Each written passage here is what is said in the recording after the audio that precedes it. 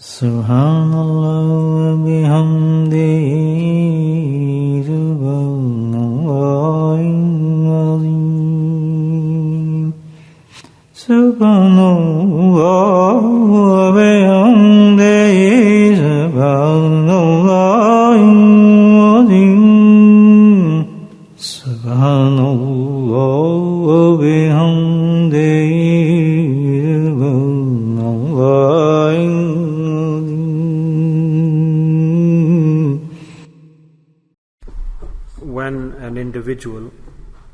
When a person attains knowledge, learns knowledge, seeks knowledge, he is called the talib of ilm, the student of knowledge. Just like, alhamdulillah, praise be to Allah, we have this gathering with Allah's grace and mercy, we are gathered together. So we are also talib ilm. We are also students who are gathered here to learn knowledge, ilm. Ilm could be the ilm of books, which is apparent, and the person who learns the knowledge from books is a student. And it could be ilm of the akhirah, hereafter. It could be spiritual ilm, could be batini, of the soul, knowledge of the soul. And even the person who's learning that knowledge is a talib ilm, the student. So both are students who are seeking both forms of knowledge are called students of knowledge. That's why I said that we are sitting here with regards to our batin, our soul, spiritual learning. So we are here to learn the ilm, the knowledge of the batin. But the principle for both ulum, for both forms of knowledge is the same. Just like ilm-e-dhahir, you learn the external knowledge in madrasas, institutes, darul ulums. In the same way, ilm-e-batin, tazkiyah, purification, knowledge of purification, you learn from the khanqah, subhanallah. So the external knowledge, dhahir, you learn from the kitabs, and this knowledge of the soul you get from the hearts. It's distributed, it's shared. Both are students of knowledge, but you will see regularly that for both ulum, both forms of knowledge in the darul ulums, and those people who learn tazkiyah, purification of the soul, there are students. There are many students learning the knowledge, the apparent knowledge, external books knowledge, but there's only a few who become very great or good scholars. In the dunya, in the world, that person becomes famous, popular, and he was in the same class, just like we're sitting here, there's many people in the class. And so what's the reason that person shines and sparkles? Or, for example, there's a teacher teaching the kitab, Sahih al-Bukhari, fiqh, jurisprudence. Everyone sat there learning the same book, they're writing the same notes, the same ustad, same teacher. So everything's there. But these means and resources will not make the difference between students. So what is it that makes a person very solid and great as a student, that he exceeds everyone else, he goes beyond the level of everyone else? What's the reason for this? What's the reason that, for example, in the khanqah, the murids, they come, they sit with the sheikh, and all the murids are sat there, they do the same dhikr, same company. Why is there a difference that one student becomes very great and esteemed and very high in status, and the other person doesn't make any difference to him? So we are the students of knowledge. That's why it's very beneficial for us, for those people who are sincere, who sincerely want to attain their destination. So we should learn the points, we should grab hold of the points, we should understand the points, so that we can also make effort, work hard, and earn the fruits of the purpose of this learning, of this knowledge. So those people who've just come for the sake of it, they come, they go, it's not important for them the subject. But those who are focused on the hereafter, that we need to practice this knowledge so that we can benefit in the hereafter, then they should understand the points that we are discussing, so that we can bring the practical aspects into our life. This is not a minor thing, brothers, to come to such a majlis here like we are today. Allah Ta'ala said, this is my majlis, my gathering. Imagine the rewards that Allah is giving in to such a gathering. Is this a low level reward? No. So why should we leave empty handed? We will get many, many rewards if we do the right thing. Allama Anwar Shah Kashmiri Sahib Rahmatullah Alayhi, great personality in the history of Islam. He was a muhaddith, a scholar of the hadith, and he 50, 60 years taught the hadith. Okay, we could think about doing this as well. But his level was very unique. His level was very new. He was a great and a unique sheikh. It's stated that maybe within 1,000 years such a person doesn't come to the world. This was his speciality. He was so great that Allah Ta'ala's mercy and blessings were with him. His heart was illuminated that 100,000 hadith, more than that, he had memorized the hadith. He had memorized. And if he had such a status that he is called, he was made sort of equivalent in status to Hazrat Ibn Hajar Asqalani rahmatullahi, who was also a great scholar. So imagine the hadith and his knowledge and his status and the nur and the light in his life. So much light that when he would leave home, all the Hindus would see him and they would come into Iman. They would come into Islam. So this noise and clamor spread. What's going on here? That whichever village he goes through, people come into Islam. The Hindus convert. They said, what can we do? There's so much nur light on his face that when we see him, the kalama comes out of our mouths. Allahu Akbar. When he used to come out, then he would cover his face with like a sheet. And a person who knows so many hadith, tens of thousands of hadith he had memorized, and I had given him this maqam level. Now he had also studied in the same institutes. He was also a fellow student amongst other students. So how did he get this maqam? Why was he unique and a standout as a Mufti Hazmi Hind Kifayatullah Rahmatullah alayhi? He was sat once with his students. He also had a great status. And he said to his colleagues that, do you know that Anwar Shah Kashmiri, how he became what he was? You think that he studied books and he learnt ilm, knowledge, and you can say many reasons. But today I'll tell you the secret, the reason why he was such a high status scholar and sheikh. And we need to understand this, my friends, this point. That from both forms of knowledge, whatever you're a student of, whether it's external book knowledge, zahiri knowledge, or internal batini, spiritual knowledge. So for us students who want to attain the destination, we shouldn't waste time. We should learn from these examples. So his colleagues were silent. They said, Hazrat Sheikh, please tell us. We don't know. What was it that made Hazrat Anwar Shah Kashmiri Sahab what he was? What gave him the status? So he replied, I will just say one word due to which he got everything what he did. And he said, what was that? Adab. Adab. Subhanallah. So he had adab. In the Arabic, there's a statement, there's a saying, that adab is a very, very important and essential factor. The adab, the manners, is the prerequisite. It's like a tree. Adab, manners, behavior, comportment, is like a tree. And its fruits are ilm, knowledge. So, knowledge are the fruits of the tree of adab. So if you don't have the tree, how will you get the fruits? Have you ever heard that there's no mango tree? There are mangoes growing. Yeah? And there's no fruit tree, but the fruits are growing. First comes the tree, then come the fruits. So where there is adab, in other words the tree, then ma'rifah will come. Allah's nearness will come, the knowledge of Allah will come. If we don't have adab, they're not going to say, I want to be this, I want to be that, I want to get Jannah, I want to go to this maqam and have a high level and get close to Allah. It can never be. It can never be. So the foundation is adab. Adab. The manners, the intention. So Allah Ta'ala gave him great adab. Obviously he was a great personality at a high status. But he said that he had adab and high level adab, great adab. We said, what adab did he have? Listen to this as well. That from the age of 7, when he realized things that were happening around him until the end of his life, it never happened that he touched any kitab without wudu.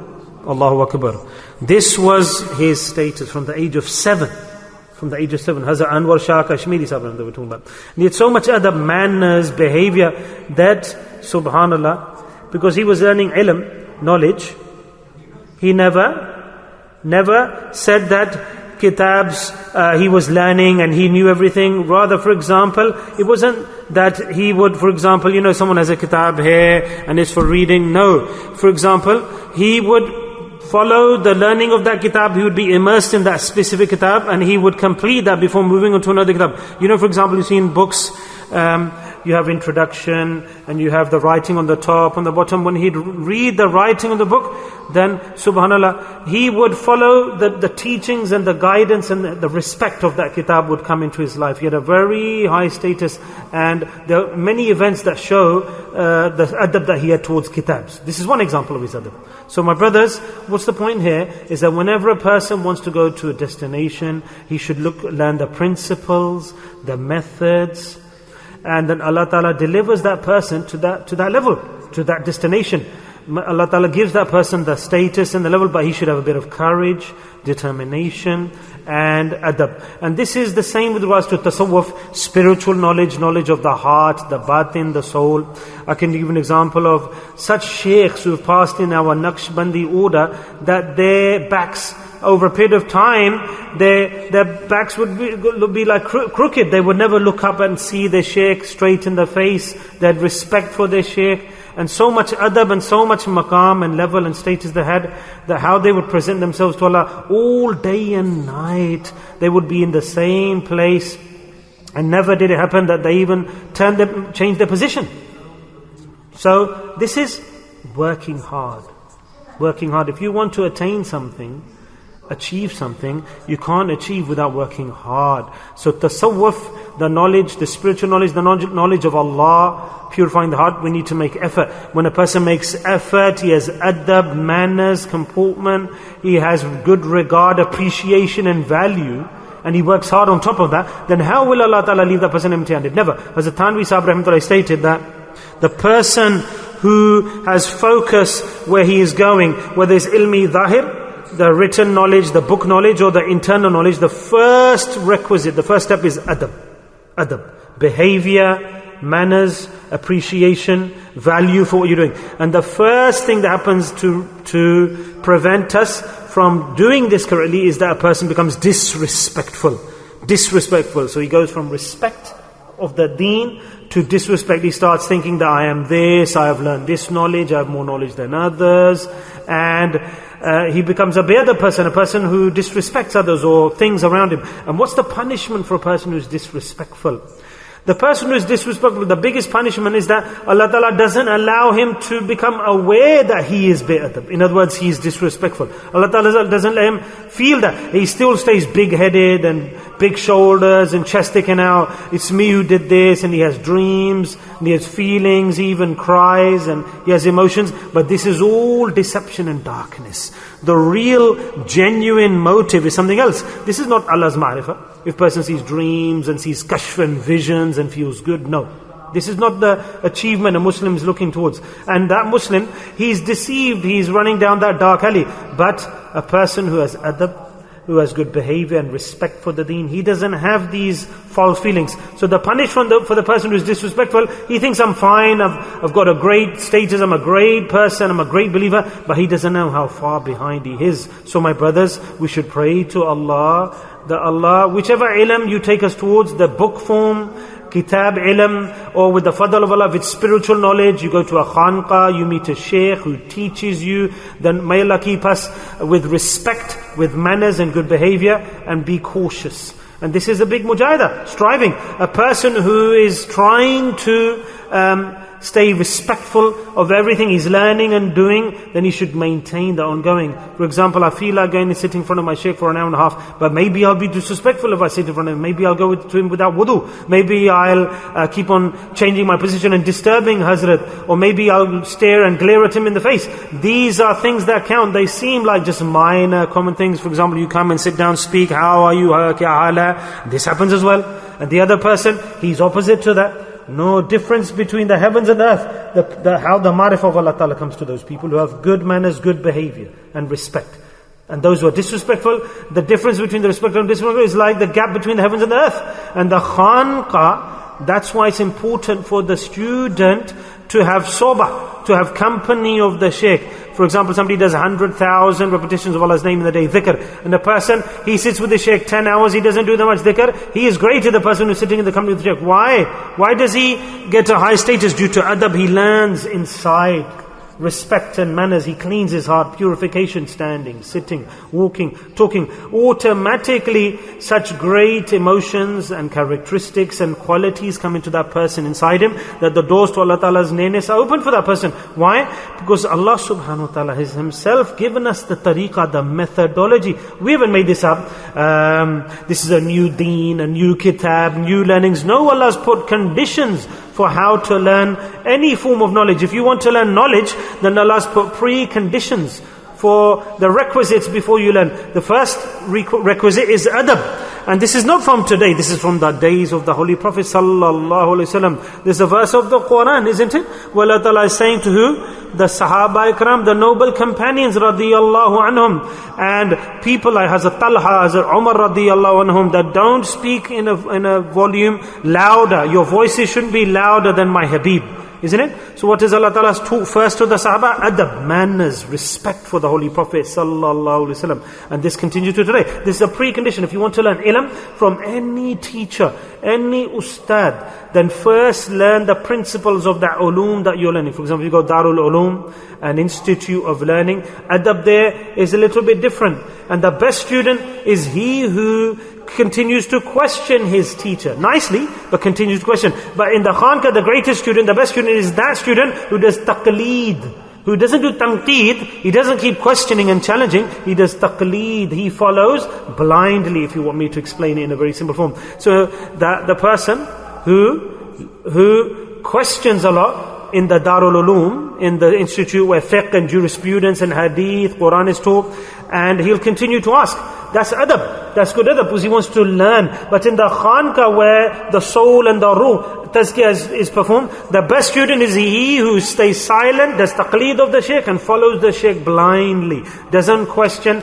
Even in the madrasa speaking is good, but in the khanka sometimes speaking is not good. So adab, first learn the principles of adab for the ulum, the ilm that you're learning, how to sit, how to look at the teacher, how should I arrive to the shaykh, how should I present myself to my teacher, do I greet my teacher? First and foremost, when a student goes to his shaykh, this is the first sabak, the first lesson that teach the student adab, good manners, behavior, respect. And if we don't get this adab, then takabbur will not come out of our hearts, pride. And with pride, a student can never learn any ulum.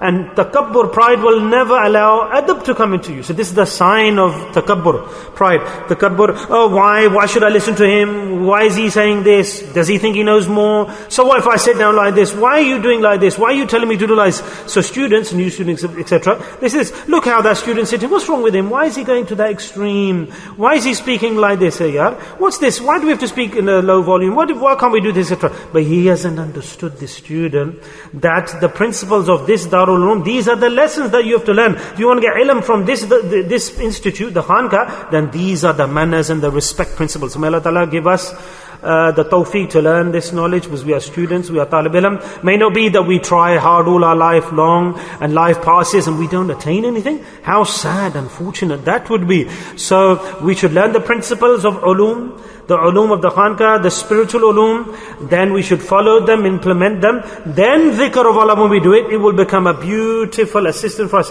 When a person sits in maraqabah, silent dhikr, the more he has comportment, the more respect and regard he has for what he's doing, the more the fuyuz and the barakat will come into that person's heart.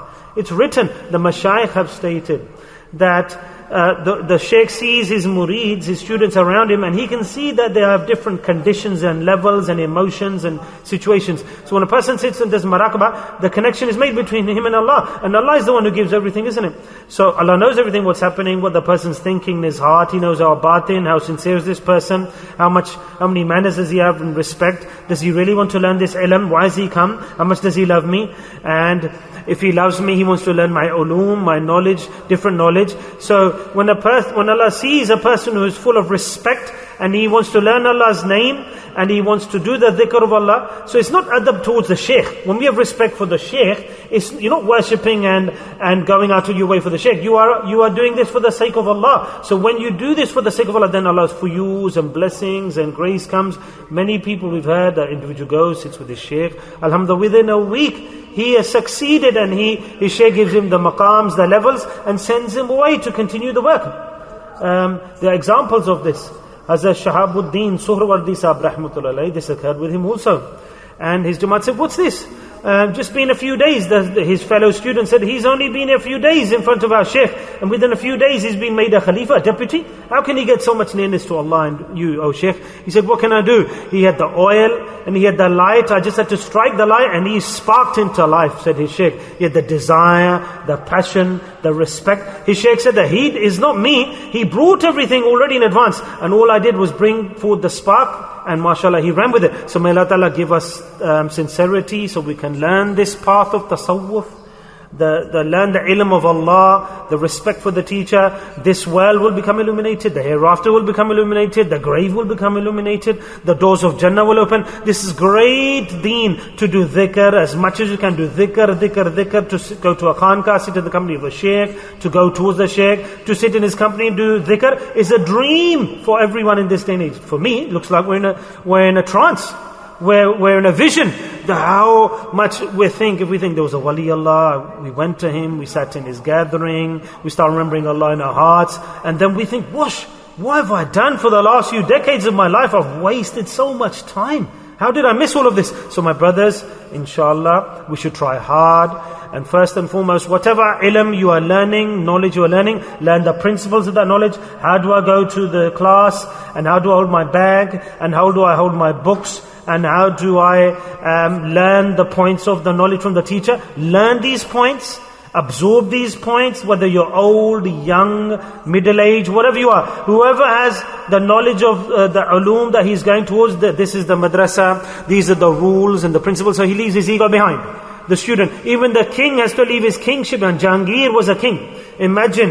And he wasn't like the king of these days. He had a sultanate, kingdom, lands. When he would go to see his Sheikh Hazrat Mujaddad al-Afthani rahmatullah alayhi, how would he travel to meet his Sheikh? Tell me, what a great king, the king of the Indian subcontinent, and he's going to meet the wali Allah in his village.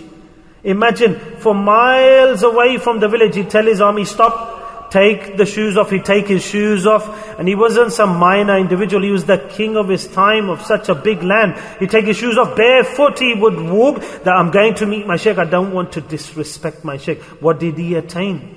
And so many, tens of thousands of students he himself had. And subhanallah, Hazrat Mujaddad al-Thani took the hand of Jahangir, the king, and said, oh Jahangir, I'm giving you that status. Listen, that when I'll go to the court of Allah and thereafter, Allah will ask me, what have you brought with you? I'll say, Allah brought Jahangir with me. Subhanallah. What a great example. We say that only the poor people become walis of Allah. No, there's no differentiation between poor and rich. It's about the heart. Even the king will lower his head and he will submit himself to Allah, and even he will be elevated and high in rank. Allah gives deen and dunya to the sincere people. But take takabbur out of their lives.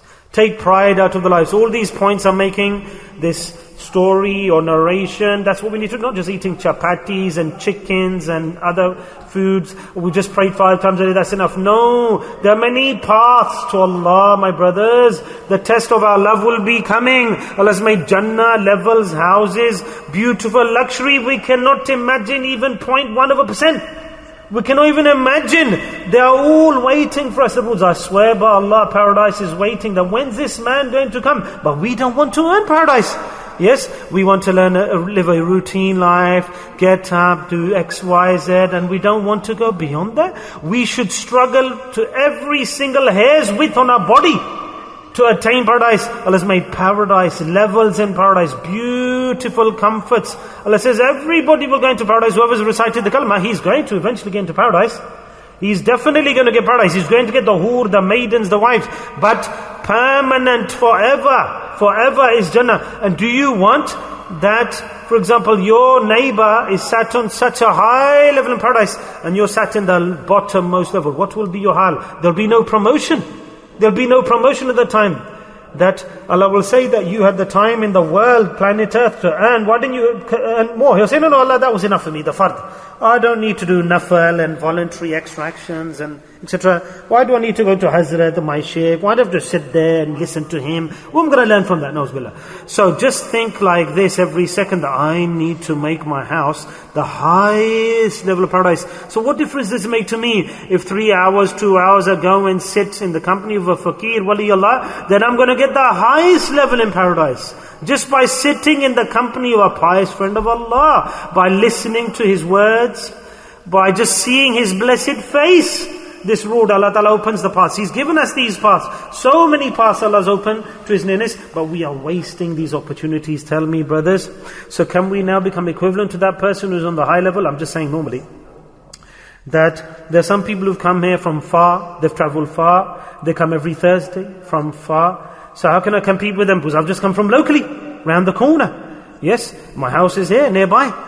How can I compare to their efforts? But does Allah not know? That person is left his home and everything and travelled. I've also come to do dhikr in the name of Allah, and so is he. But there's a difference in the love, in the passion, in the zeal. There's a difference in his passion, his adab, his manners, his rule. He has so much respect for the name of Allah that he knows that in a certain location in Bolton, let's go from Blackburn, from this town, they're in front of you. Ask them, those people who've come from those areas, have they been given an invitation? No. This is called ذَلِكَ فَضْلُ اللَّهِ يُؤْتِيهِ مَن يَشَاءُ. Whoever Allah Ta'ala wants to give His grace, His mercy, His blessings, He opens the doors for the person. That the path from Blackburn to Bolton could be 5 minutes. For us it looks like maybe now. If somebody says to me, go to Blackburn, there's a sheikh, he's doing dhikr, will you go? I'll say, do I need to go? No, I've got some work to do. Thousands of excuses will come to mind. It's not fard, is it, that I have to go there to meet a sheikh. If he comes to my masjid in my location, I'll come. If he speaks, then I'll listen. These are the tests and trials of life that Allah Ta'ala gives to all of us. Is that the courage and determination you had? Allah will ask on the Day of Judgment. But Allah Ta'ala has brought those people from far. So we should be proud of them. Our hair should stand on end. That Allah loves them so much. Allah has given them steadfastness, regularity, istiqamah. May Allah Ta'ala protect them from takabbur. And every one of us should strive, make effort. And he knows that if he's traveling for the sake of Allah. And me, do I know if I'm going to get Jannah? Allah will say, get away from you. The doors of paradise are open for you. You didn't try it. But the other side, the other people, they never blinked an eye. They'd run, they'd drive, they'd get to the masjid, to the majlis, even though they come from very far away. It's like they are living in our locality. And it could be that there are people who are lazy, that they hear about the majlis, they don't go. But the others who come from afar, they come from far. There are people even locally who leave their shops, they leave their business, they put the shutters down. Come, let's go to Bolton. And here, how many of the Bolton brothers are here compared to those who've come from afar? Isn't there a difference? There's dhikr happening here, and there's no tawajjuh, no focus. What's dhikr? Why do I have to go? Allahu Akbar. Quran, hadith, full about the rewards, the virtues, the necessity of dhikr. Can there be a bigger hadith than this, great hadith? When you do dhikr in a majlis, it's my majlis, Allah says, it's my gathering. You're sitting in my gathering, Allah says, tell me. Do we need more than that to encourage us? We say, no, I ain't got time to go. It's important. So brothers, will we try? Yes, inshallah. We will inshallah attain Jannah. So today the first lesson is what? That if we want to learn tasawwuf, purification of the soul, first step is what? Adab. He who has adab has a good destiny. He who has bad adab has a bad destiny, a bad future. And where do you learn this from? Adab. Manners, behavior, respect. If you have muhabbat, love, then the adab will come as well. So learn adab. There are many kitabs, books that our pious predecessors have written about adab. What is adab? What is respect? How to sit? Go and meet the sheikh. How to sit in front of him. Hazrat Mujaddad al-Aftani rahmatullahi, he has written about this subject of adab. Every sheikh, Hazrat Abdul Qadir Jilani sahab rahmatullahi, great sheikh he was, as we know. Everyone has written about adab, great big kitab, so it must be an important topic. Why not? If Allah said in the Quran what is adab, then of course we need to read the kitabs about adab. Allah has told the Sahaba Ikram and all the Ummah in the Quran that how we should respect and look and speak to the Prophet. May Allah Ta'ala give us all the tawfiq. Ameen. Recite Durood Sharif.